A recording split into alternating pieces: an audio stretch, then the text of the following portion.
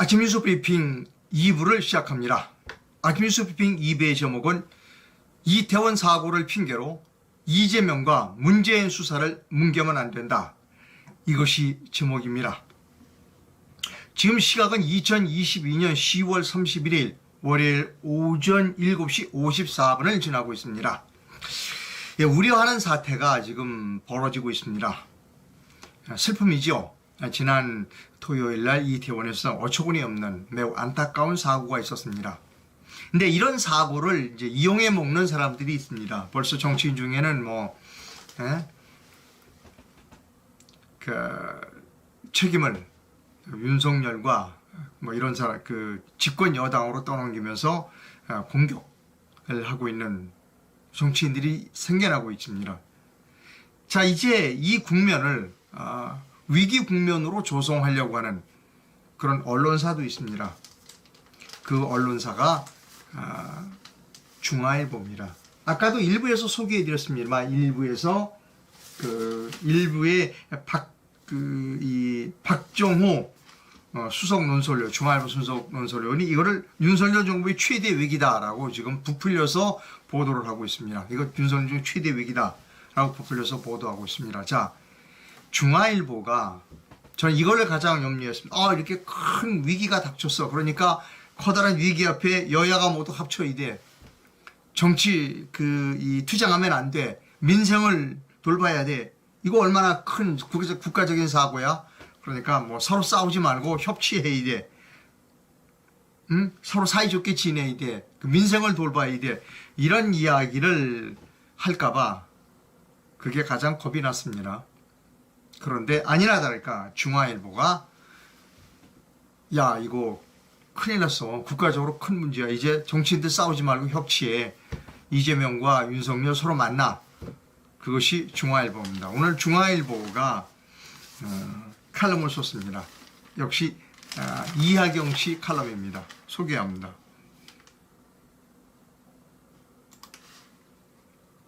제목은 아주 그래도 돼요. 이재명 리스크를 더 이상 방치할 수 없다. 라는 제목하에 주요한 부분을 제가 여러분 읽어드립니다. 윤 대통령 2차 대전 때 영국의 처칠이 노동당 대표 애틀라와 초당적 전시 연립 내각을 구성한 사실을 거론한 적이 있다. 여기서 중앙일보는 뭐냐면 예전부터 자꾸 이 처칠의 경우를 들면서 영국 총리 처칠이 2차 대전 때 노동당 대표 애틀리하고 초당적인 전시 연립 내각을 구성했다. 윤석열도 그렇게 하라 라는 겁니다. 계속해서 주장한 바예요. 자, 야당의 협조는 절실한데 대통령이 야당 대표를 만들 수 없는 딜레마를 어떻게 풀어야 되느냐. 이재명 대표는 자신이 결벽을 주장하고 있다. 그렇다면 당당하게 검찰 수사에 응해 진실을 밝히겠다고 해야 한다. 그리고 윤석열 대통령은 피의자가 아닌 당 대표 이재명을 만나 초당적 협력을 요청해야 한다는 겁니다. 자, 이태원 참사 비극도 있었다. 이태원 참사 비극도 있다. 두 사람은 모든 것을 내려놓고 지도자답게 고도의 정치적 결단을 내려야 한다. 이재명 리스크를 더 이상 방치할 수 없다. 뭐냐? 이재명이 수사하지 말고 이재명이는 내가 수사에 임하겠다라는 선언을 하고 그 다음에 윤석열 대통령 그 사람을 야당 대표로 인정해서 협치를 하라는 겁니다. 협치. 지금이 어렵잖아. 이태원에서 사고도 나오고 그랬는데 지금 여야가 서로 싸우면 되겠어? 싸우지 말고 협치해. 이겁니다. 우려하던 사태가 지금 그대로 빚어지고 있습니다. 이제 계속해서 아마 좌파 신문들, 중앙일보를 비롯한 여러 좌파 매체가 윤석열을 압박할 겁니다. 이렇게 위중한 시기에 정쟁을 하지 말고 협치해라. 야당을 끌어안아라. 야당을 만나라. 이런 따위의 이야기를 할 겁니다. 벌써 이재명 관련 기사는 주말에 나오지도 않았어요. 이재명 씨는 지금 아마 속으로 쾌재를 부르고 있을 겁니다. 역시 하늘이 나를 도와주시는구나. 이렇게 생각할지도 몰라요. 그렇게 둬서는 안 되는 겁니다, 여러분. 그렇게 돼서는 안 됩니다. 중앙일보 같은 이런 태도를 취해서는 안 된다는 겁니다. 사고는 사고고 수사는 수사입니다. 제가 여러 번 말씀드리죠. 범죄자와 손잡지 말라. 이재명이 같은 범죄자를 협치의 대상으로 삼고 협치를 하겠다는 순간 나라는 망합니다. 지금 한번 협치하겠다. 자, 우리 협치하자. 라고 하면 저들이 요구할 거는 뭔가요? 저들이 요구할 거는 세 가지입니다. 첫째, 이재명 수사 중단. 둘째, 문재인에 대한 수사 중단. 셋째, 4.15 총선 부정선거 중단. 이거를 요구하면, 이거를 받아주면 우리가 협치할게. 이것이 저 사람들입니다. 여러분, 여기서 민경욱 전 의원의 페이스북 글을 여러분께 보여드립니다.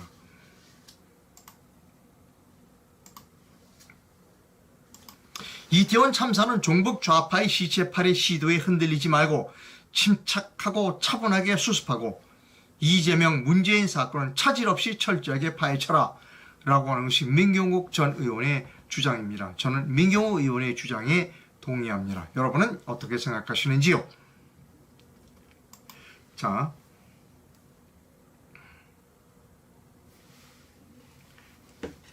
기사를 소개합니다. 동아일보 기사입니다.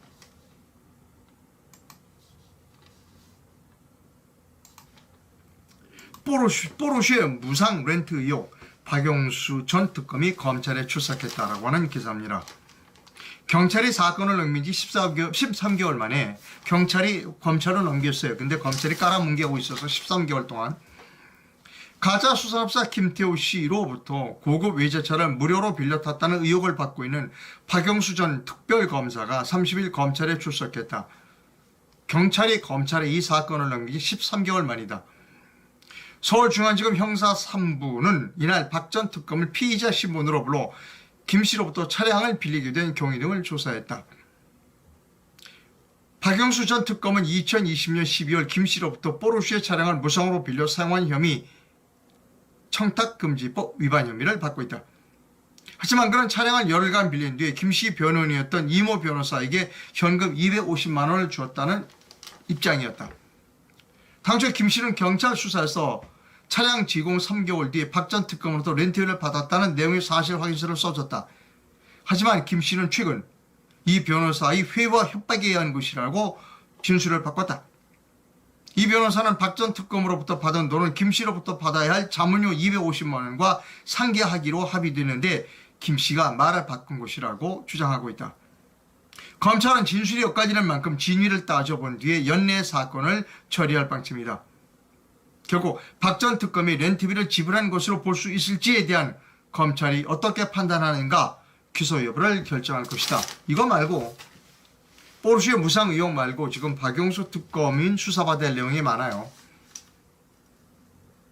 대장동과 관련하여 50억 클럽에 관한 부분 박용수는 수사받아야 될 부분이 많습니다.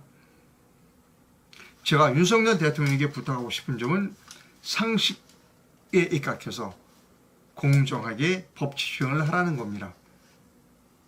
윤석열 대통령은 박용수 특검의 박용수 검사의 직속 부하였어요. 박용수 검사가 윤석열 검사를 대단히 아꼈다고 그래요. 많은 사람들이 윤석열 대통령은 박용수를 감옥에 보낼 수 없을 것이다 라고 생각하고 있습니다. 왜? 공정하고 정의로운 사람이 윤석열 대통령은 공정하고 정의로운 사람이 아니기 때문에 라고 지금 생각하고 있다는 점을 윤석열 대통령은 잊어서는 안 된다 라고 생각합니다. 오늘 아주 좋은 칼럼 하나를 여러분께 소개해 드립니다. 동아일보의 박재균 씨가 칼럼을 썼는데 아주 좋은 칼럼입니다. 잘 썼어요. 제가 천천히 거의 다 읽어드리겠습니다. 박재균 칼럼이요. 문재인과 이재명 이익 공동체는 진화한다. 2019년 쌍방울 그룹이 중국으로 외화를 밀반출할 때 직원 수십 명이 동원됐다. 이들은 이른다 수천에서 수백원에 이르는 달러와 위안화를 책이나 화장품 같은 여행용품에 숨겨나갔다. 이 직원들은 과연 현행법 위반 사실을 모르고 외화를 면발출했을까?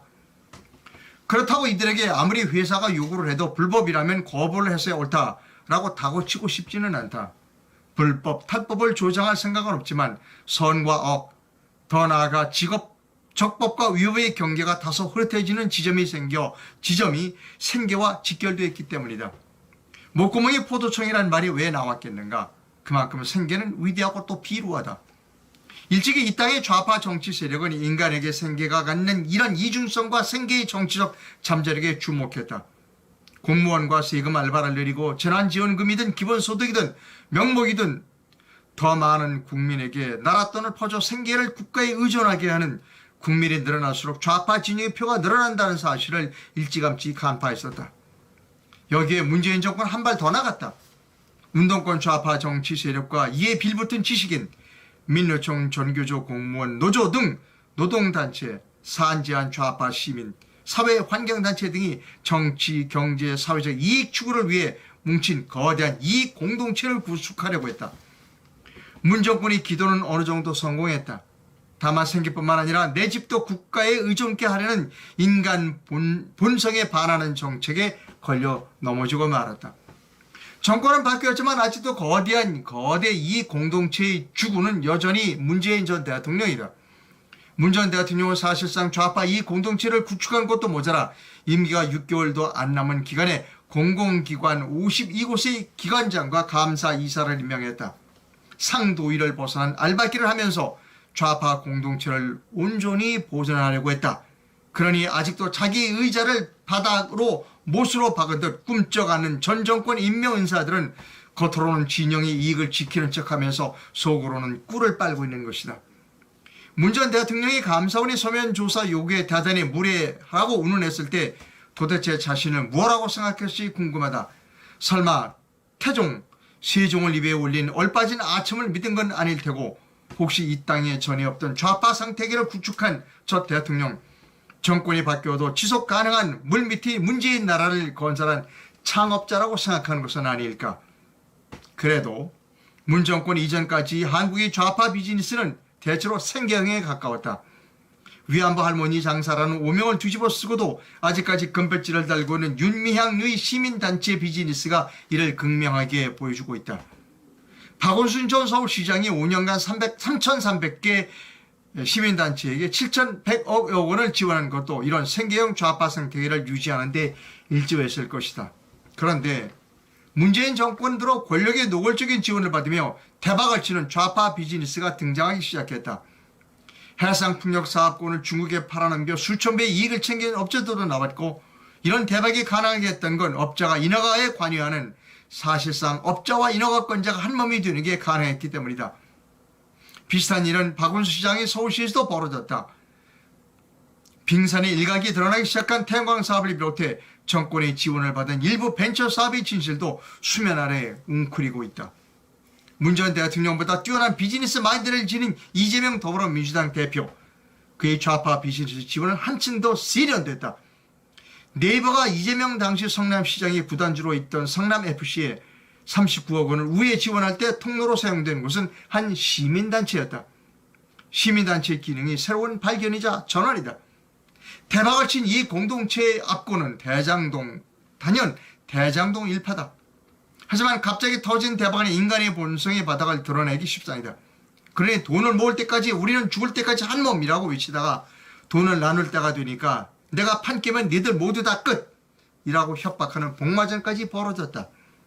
이재명 대표가 이 대박 공동체에 어느 정도 개입했는지가 관건이다. 분명한 건 있다. 이 대표는 대한민국 대통령을 뽑는 선거에서 한 끗 차이로 패배한 직후, 그것도 국회의원 선거를 바로 앞둔 시점에 2억여 원의 주식 투자를 할 정도로 놀랍도록 돈을 포기할 줄 모르는 사람이다. 그런 그가 권력만 준다면 돈에 과연 초연했을까? 아주 훌륭한 문장입니다. 여러분 시간이 있으시면 동아일보의 박재균 칼럼을 인터넷에 검색해서 읽어보시기 바랍니다. 문재인이 원흉입니다. 아주 훌륭한 잘된 문장이라고 생각합니다. 예, 아주 잘된 문장입니다. 후원을 부탁드립니다. 해외에서 보내주실 분은 페이팔 계좌를, 그리고 국내에서 보내주실 분은 기업은행 계좌를 이용해 주시면 됩니다. 윤석열 대통령이 당선되고 난 후에 많은 사람들이 윤석열 대통령이 당선됐으니까 이제 잘 됐다라고 안심하시는 것 같습니다. 그리고 윤석열 대통령을 연일 비판하는 이상로 기자가 미운 것 같습니다. 그럼에도 불구하고 저는 제 할 일을 해야 한다라고 생각합니다. 상업 광고하겠습니다. 잠도깨 숙면 매트가 워싱 패드를 만들었습니다. 인간의 몸에는 정전기가 있습니다. 이 정전기를 빼내야 된다 하는 겁니다. 사진을 보여드립니다. 어싱 패드를 하기 전에 사람의 몸에는 1.053이라고 하는 전압이 있었습니다. 정전기죠. 그런데 어싱 패드에 이렇게 맨살을 대야 되는 겁니다. 옷을 입고 하면 안 돼요. 맨살을 이렇게 딱 대면 0.005로 볼트로 급격하게 정전기가 몸에서 쫙 빠져나가는 것을 이 그림에서 보여주고 있습니다. 이 메쉬 패드는 잠도깨비 위에 까는 거고요. 이 잠도깨를 사용하신 분의 사용 후기를 여러분께 보여드립니다.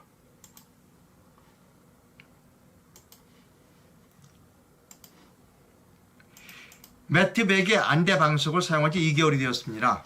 허리가 아파서 의자에 오래 앉지 못하는 60대 후반입니다. 남들다 유양사 자격증을 따놔야 한다기에 일단 신청을 했지만 오래 앉을 수 없는 허리병이 있어서 몇 번이나 출석할 수 있을까 왜 걱정을 하던 차에 잠도깨비를 쓴다는 지인이 추천으로 그것을 믿고 구매했습니다. 결과는 대만족입니다. 며칠 자고 나니 뻣뻣했던 허리가 부드러워지고 또 나날이 허리 통증도 약해지면서 몸도 가볍고 피곤함이 없으니 이 어찌 남들에게 자랑하지 않을 수 있겠습니까? 몇 년 동안 허리 통증이 좋아진다는 건 다 해봤습니다. 물리치료, 침, 뜸, 양약, 한약 의료기 등등 다 고생만 하고 돈만 날렸습니다. 하지만 잠도깨비는 달랐습니다. 먹는 것도 아니고 치료하려고 시간을 별도로 낸 것도 아닙니다. 어차피 자는 잠을 잠도깨비 매트에서 잤을 뿐인데 기대치 이상으로 100% 만족합니다. 아파서 고생하지 마시고 너무 이리저리 재지 마시고 구입해서 써보실 것을 권유드립니다라고 하는 독자의 편지를 여러분께 읽어드렸습니다. 댓글이 들어왔는지 한번 보겠습니다. 네, 허접한 인물이 대통령이 되면 국민도 대책이 없습니다. 예, 저도 그렇게 생각합니다.